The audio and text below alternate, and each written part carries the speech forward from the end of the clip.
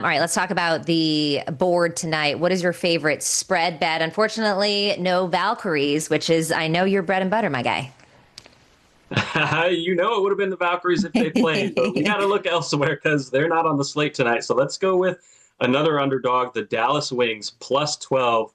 I have to admit that I have been very hard on their defense the last year and a half. I have given them a lot of flack, and I think they earned it up until the last couple weeks or so. They're still 10th in the league, but the last 5 games, this defense is ranked third in the league, right behind the Lynx and, of course, the Valkyries in terms of defensive rating. So first-year head coach Chris Koklanis really seems to be figuring things out on that end. Paige Beckers is back now.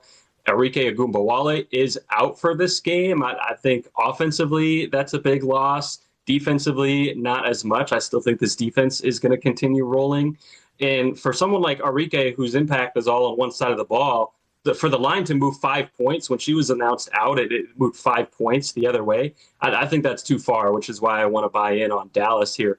Phoenix is due for a little bit of shooting regression after breaking a franchise record for threes made in a game and then breaking that same record the next game. 2 incredibly hot games, but they're due to come back down to earth a little bit. So Dallas getting double digits at home, I think is a great line.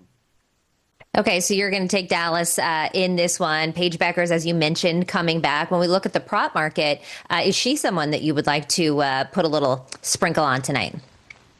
Yeah, as long as we're betting on Paige and Dallas, let's bet on Paige to go over 5.5 assists as well. She's averaging 5.8, and she's over this in 7 of 13 and 3 of 4. So normally with a little bit of juice to the over here, minus 125, minus 130 most places, I would be fairly in line with it. But 2 big things. Number one, we mentioned no Enrique Agumbawale, so the ball is going to be in Paige's hands much more than normal without Enrique next to her, the backcourt. And when you look at the on-off data, Paige's assists do go up quite a bit with Enrique on the bench. And then you have Tierra McCowan back as well at center for Dallas after playing in Eurobasket.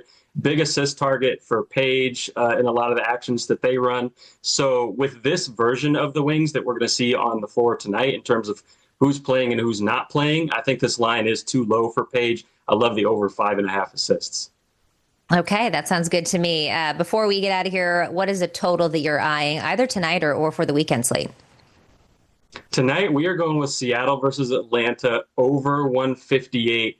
Neither of these teams are particularly fast, and they're both solid defensively. So usually these type of games between these type of teams in the 150s don't usually fit the bill of the type of games that I take an over on.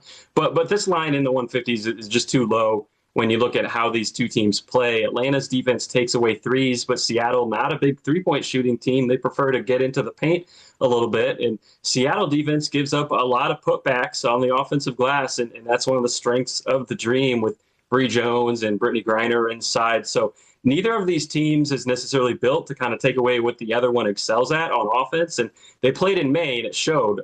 It finished at 181. So I think getting a line in the 150s for this one is great, and I would have it in the low 160s.